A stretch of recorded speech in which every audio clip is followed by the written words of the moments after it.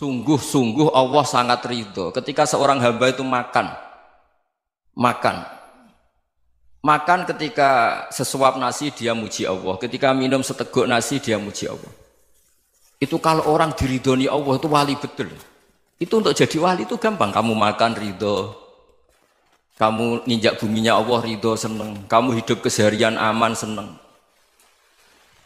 Nah ini supaya sampean kita semua ngaji betapa panduan Rasulullah untuk menggapai ridho Allah itu banyak yang keseharian sekali.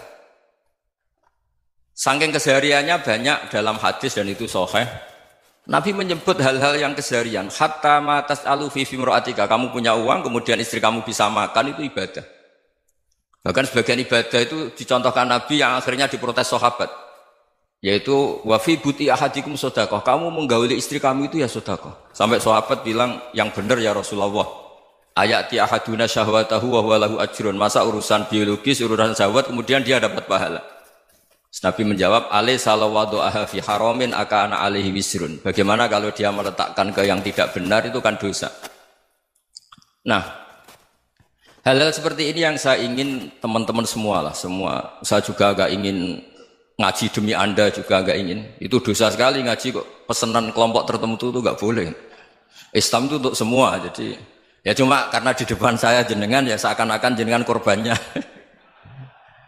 Itu ada ilmunya dalam usul fikih itu. Jadi orang itu harus ngaji usul fikih. Nama yang disebut, mungkin Mas Sufyan masih ingat zaman ngaji usul fikih. Nama yang disebut itu tidak jaminan sebagai prioritas perintah. Jadi misalnya gini, kebetulan yang di depan Nabi itu Abu Dzar. Nabi ya bilang, ya Abu Dzarin ini uhibbuka misalnya, atau ya Mu'ad ini uhibbuka, atau ya Abu Hurairah ini uhibbuka misalnya. Banyaklah riwayat yang Nabi nyebut ya Abu Dzarin, ya Mu'ad, ya Abu Hurairah. Kemudian misalnya Nabi meneruskan khitab, ini uhibbuka, saya mencintai kamu, fakul dubur sholatin, atau sebagian riwayat disebut fala tada'an la dubura kulli sholatin, Allahumma inni ala dzikrika wa syukrika wa husni ibadatik. Saya mencintai kamu, siapa saja. Mu'ad bisa, Abu Dzar bisa siapa? Saya mencintai kamu, mohon kalau habis sholat kamu jangan lupa wiridan Allahumma a'inni ala dzikrika wa syukrika wa husni ibadatik. Ya Allah, tolong kami permudah supaya mudah ingat engkau. Anda tidak bisa mentang-mentang, wong nama saya Parmin, nama saya Purnomo, itu yang diperintahkan Mu'ad misalnya. Jadi yang disebut satu, tapi khitab itu untuk siapa saja. Saya teruskan. Jadi saya mohon semua kita melakukan kebaikan itu kalau dalam kaidah fikih disebut al yakin la yuzalu bisyak. Banyak kebaikan yang kebenarannya itu 100%. Tidak punya efek samping ke pihak lain, ke kelompok lain, ke komunitas lain. Itu tadi misalnya Anda makan dan itu murah sekali, hanya butuh satu piring. Setiap punyaan kamu muji Allah, setiap minum kamu muji Allah. Itu redaksinya Rasulullah SAW disebut Allah sangat ridho ketika seorang hamba makan, kemudian dia memuji Allah. Atau minum, kemudian dia muji Allah. Logikanya gampang, negara seperti ini yang kamu harapkan bentuknya kayak apa, mertua, ipar, komunitas, tetangga. Itu nyata terjadi itu kan belum pasti. Sementara yang mesti terjadi adalah kamu butuh makan, kalau tidak mati. Butuh minum, kalau tidak mati. Butuh bumi yang nyaman ditempati, kalau tidak kita juga mati. Sebab itu Allah kalau menyebut nikmatnya itu hal-hal yang keseharian. Alladzi at'amahum min ju'. Allah itu siapa? Allah itu yang menciptakan kamu bisa makan. Tidak berlebihan. Allah itu yang menciptakan kondisi sosial itu ideal. Zaman Nabi itu ya ada orang munafik. Orang-orang pilihan Allah itu juga diuji orang sekelilingnya yang macam-macam. Semua diuji sesuai konteks zaman dan waktu. Nah, tapi ada ibadah-ibadah yang selalu disarankan Nabi. Sampai Nabi itu pernah ditanya, ayul islami khairun ya Rasulullah, Islam terbaik itu gimana? Jawaban Nabi itu unik. It'amut to'am. Islam terbaik itu ya makan-makan, santai-santai. Ketika Allah menyebut beberapa kebaikan, falak tahamal aqobah wa ma adrokan apa? Mal aqobah. Terusannya apa? Fakku raqobah. Terusannya apa? Au it'amun fi yaumin di masubaya, atau acara makan-makan itu juga Islam. Kenapa? Ya bayangkan kalau tidak ada makanan, kita mati kan? Kondisi sosial tidak ideal itu Anda masih gak apa-apa. Tapi kalau Anda tidak makan, Anda tidak minum, Kamu punya istri cerewet masih bisa hidup, punya mertua cerewet masih bisa hidup. Tapi kalau tidak makan bisa mati. Berarti penting mana istri sama makan? Penting mana? Makan. Semoga istri Anda dengar, nanti kamu disuruh makan tapi pulang deh. Itu kalau dibahasakan makan masih memahami. Penting mana nasi satu piring dengan istri. Nggak ada nasi mati, nggak ada istri belum mati. Penting mana? Gak berani jawab kan? Nah, ternyata Anda ada garang kan di depan istri. Jadi saya mohonlah, mungkin Mas Sufyan Sauri tadi yang bisa bantulah. Teman-teman tuh ngaji yang keseharian saja. Karena kita nyari ridha Allah itu berdasar firman Allah. Dan firman Allah itu menyebut keseharian tuh riang, gampang. Yaitu tadi misalnya wa min ayatihi manamukum billaili wan nahar. Termasuk ayat-ayat Allah itu kamu tidur. Maka dulu itu ada guyonan, ada tokoh Mu'tazilah, kelompok dalam Islam yang berpikir manusia itu bisa menentukan ikhtiarnya sendiri. Karena saya bisa duduk, duduk, ingin berdiri, berdiri. Karena kelompok ini nggak terima kalau semua kehendak Allah, nanti bagaimana kalau semua kehendak Allah kok ada hisab ya, ada sanksi. Lucunya itu dia akhirnya ini cerita ya, mencintai seorang perempuan cantik sekali. Dan itu dia menjadi ahli sunnah itu oleh hal-hal yang sepele. Karena istrinya cantik, ya namanya suami istri itu hubungan intim. Terus ditanya, Mas, masih ingin lagi? Masih. Silahkan diulang lagi. Wah ya tidak bisa. Katanya manusia bisa menentukan yang diinginkan. Itu tobat itu. Itu nggak bisa ditobatkan Mas Sufyan Ats-Tsauri. Orang cantik yang mudah nobatkan orang itu orang cantik. Segampang itu. Akhirnya kita tahu, makanya kalau dalam kitab Hikam itu disebut al-aqil mayyakul madza yaf'alu wa hubi wal ghafil mayyakul madza af'al. Orang yang punya akal karena sadar ini wilayah Allah, semua milik Tuhan. Itu dia tiap hari berpikir, besok Allah akan melakukan apa terhadap dunia ini. Kamu merencanakan sesuatu mau plesir, ternyata gempa. Mau wisata ke Rusia, ternyata perang. Kamu tidak pernah tahu apa yang akan terjadi besok. Wa ma tadri nafsum madza taksibu ghadan. Tapi anda semua kita ini sering punya jadwal permanen. Makanya saya kalau diundang siapa saja, sana takdir. Yang jelas Gus ini acara penting. Ya masih acara penting nak pangeran ngersakno piye? Kok ape dadi pangeran? Kamu kok mau jadi Tuhan? Itu kadang ya kiai. Penting Gus acara ini jenengan harus memastikan bisa. Loh kamu itu yang ngajarin tauhid, sesuatu itu biadillah kok bilang-bilang apa pasti. Kalau saya terus tak tobatkan loh kamu kata saya. Ya kalau gitu Gus bilang insya Allah. Wah itu hati saya, fisik saya, roh saya sudah bilang insya Allah. Tidak usah kamu latih kata saya. Nah hal-hal tauhid keseharian itu gampang sebetulnya. Wal ghafil yaqulu madza af'al. Tapi orang yang lupa Allah dia setiap hari bilang besok apa? Kita bisa melakukan apa? Seakan-akan dia itu aktor, dia penting, dia subjek permanen, dia. Padahal kita ini hanya objek kehendak Allah Subhanahu wa taala.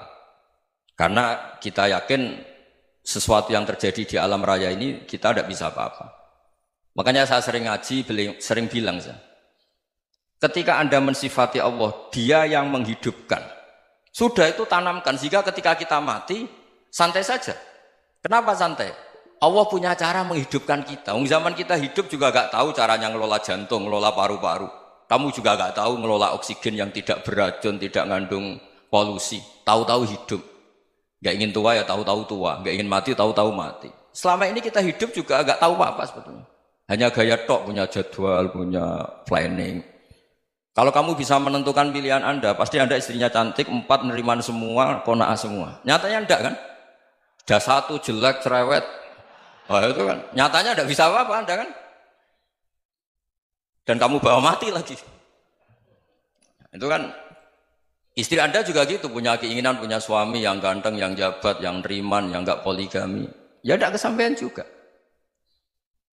Kalau kita ngitung tingkat kegagalan kita itu gagal terus. Ya kan? Nah, terus ingat Allah. Madza yaf'alu wa bi. Orang yang punya akal selalu berpikir Allah itu menghendaki apa terhadap saya.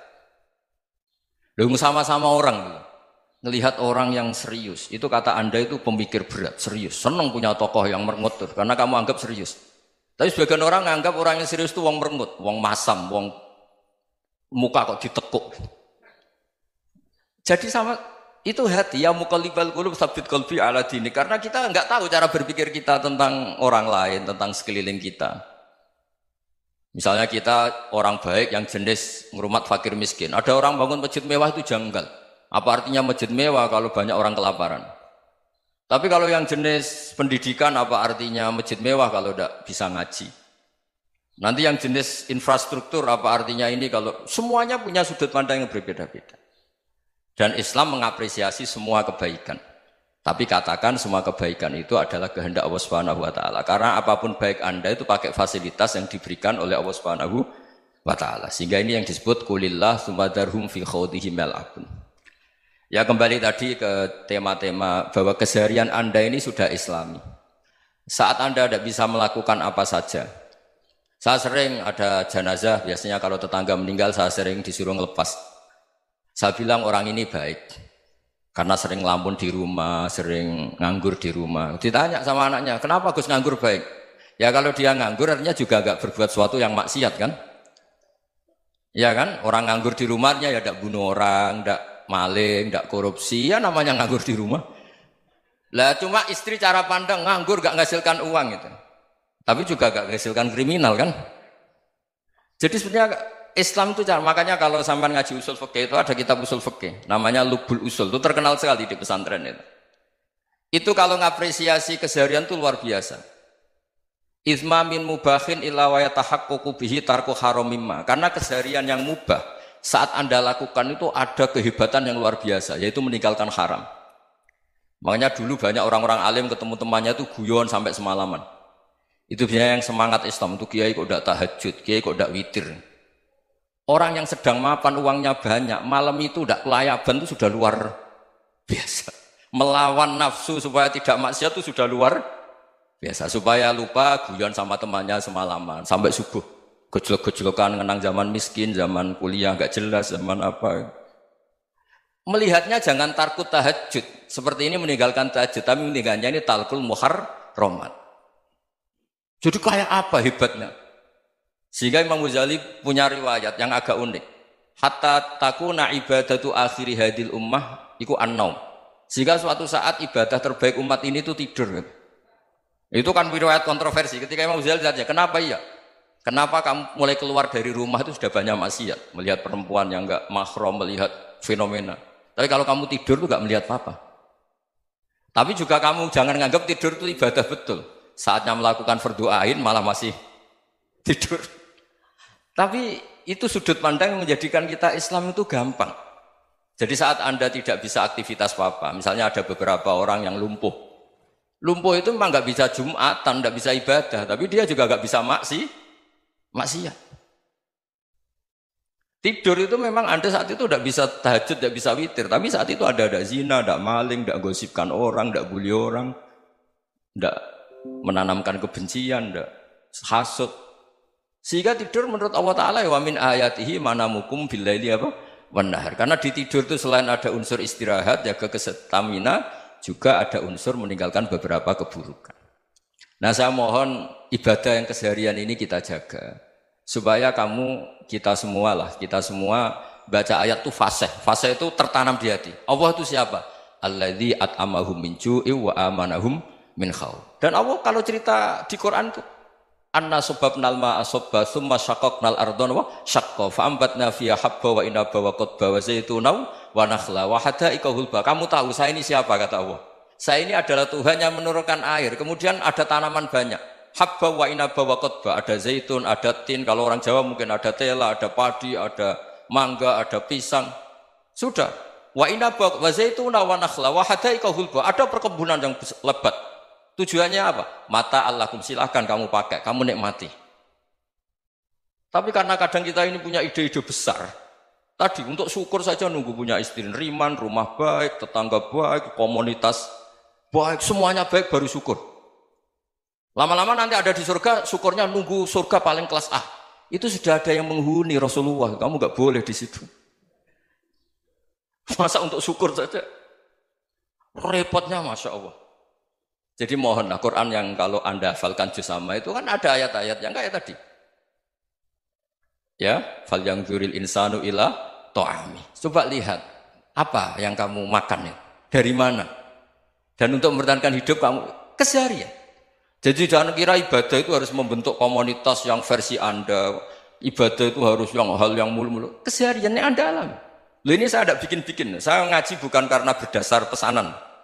Itu ayat yang saya baca kan betul ada ayatnya kan. Fal yang dzuril insanu ila tu'ami. Anna soba penal ma'ah soba. Thumma syaqaqnal ardo syaqqa. Fa'ambasna fiya habba wa inabau wa qodba wa zaitunau wa nakhla wa hadaika khulba. Terusannya apa? Mata'al lakum. Silakan kamu nikmati. Mata itu silakan kamu nikmati. Ya kayak sampean dikasih hidangan ya makan. Ya sudah makan. Habis makan ya minum. Habis itu ngantuk ya tidur. Ya sudah normal-normal saja. Kayak apa indahnya Islam. Tapi Anda mencari Islam yang gimana lagi? Nah itu yang diajarkan guru-guru kita, diajarkan sanad kita sampai Wali Songo, sampai Rasulullah SAW. Bahwa pada akhirnya ada jihad, ada perang. Itu dulu memang perang, bukan membunuh. Beda. Dulu kita dijajah Belanda ya perang. Dan itu normal karena kita dijajah.